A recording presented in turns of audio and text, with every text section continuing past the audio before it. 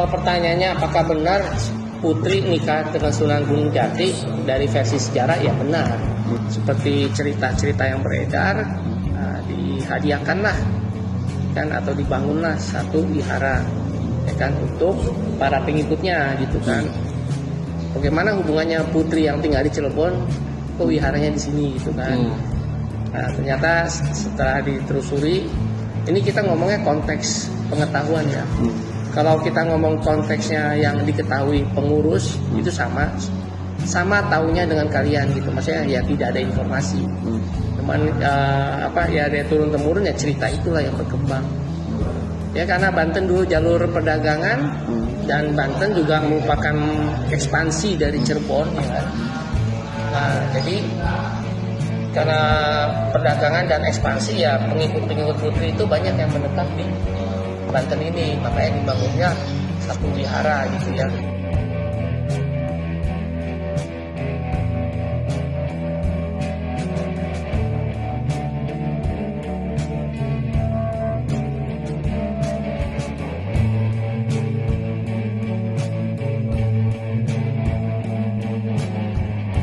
Kemudian Pak, kenapa bisa sih Pak Sunan saat itu bisa membangun vihara yang kebetulan di sini tuh mayoritasnya warga Muslim gitu Pak?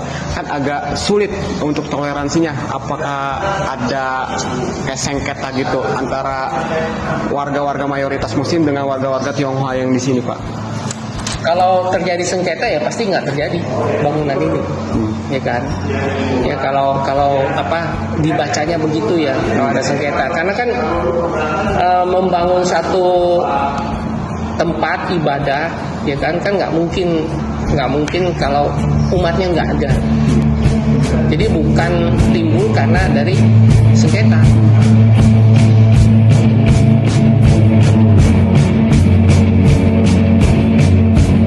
Berarti pendirian vihara ini dibuat oleh Sunan Gunung Jati. Apakah Sultan Ageng Tirtayasa saat itu juga ada menyumbangkan tanah untuk vihara ini? Nah, saya nggak tahu konteks pemberian si tanah itu apakah di sana, ya kan? Tapi kalau di sini sih sudah diurus sama yayasan, sudah bersertifikat, dan memang sudah milik yayasan gitu kan. Tapi kalau cerita yang dikasih itu apakah yang masih di sana kan, karena itu kan kejadian 1500-an atau 1600-an ya.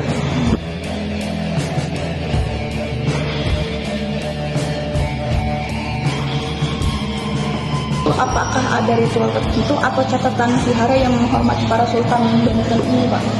Jadi kayak berterima kasih gitu sama mereka. Oh, tidak ada. Jadi selain tidak ada, tapi orang Bantennya sendiri itu sangat mengetahui sejarah ya. Makanya kita itu hidup berdampingan harmonis sampai saat ini. Pak, tadi kami mengamati banyak banget sih ornamen naga sama kirin Pak. Nah, apa sih Pak makna ornamen ini bagi Bapak Ibu? Apa ada makna juga konteks untuk Banten ini gitu Pak? Oke, kalau itu sih lebih ke budaya ya. Jadi sebenarnya nggak cuma kirin doang sih, ada burung phoenix, ada kirin, ada naga. Kami mendengar tentang sumur dewa. Iya, sumur dewa. Iya. Bisakah Bapak ceritakan sih sejarah sumur itu Pak? Nah, yang saya tahu sumur dewa itu yang pastinya itu cerita atau keyakinan yang berkembang di masyarakat sendiri.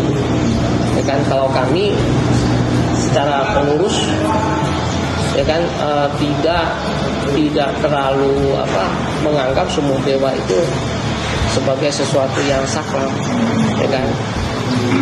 Malah kalau cerita-cerita dulu ya bekas ya tempat ikan kayak begitu ya kan, ikan gede gitu kan yang tinggal di sana. Ya, emang sumurnya agak unik ya. Unik dalam artian di sini kan daerah laut, jadi agak asin kan. Tapi khusus sumur itu, sumber mata air itu dia enggak. Nah, ya itu yang karena keunikan itu ya mungkin ada sebagian orang mengemasnya ya kan dengan cerita ya kan, memberikan kesembuhan ya kan, terus ditambah dengan keyakinan ya kan kalau terus tambah sugesti ya kan, ya terjadilah si air itu jadi berkhasiat gitu. Apakah ada relasi antara vihara dengan komunitas Muslim Pamarican saat ini? Apakah ini sisa-sisa dari simbiosis masa lalu atau fenomena baru Pak? Kalau simbiosis sih kita sudah pasti ya. Ya kan, karena tiap kita ada perayaan di sini, kita pasti melibatkan masyarakat. Oke Pak, Oke. mari kita telusuri Ya, Vihara ini. telusuri ya. Iya Pak. Terima kasih Bapak.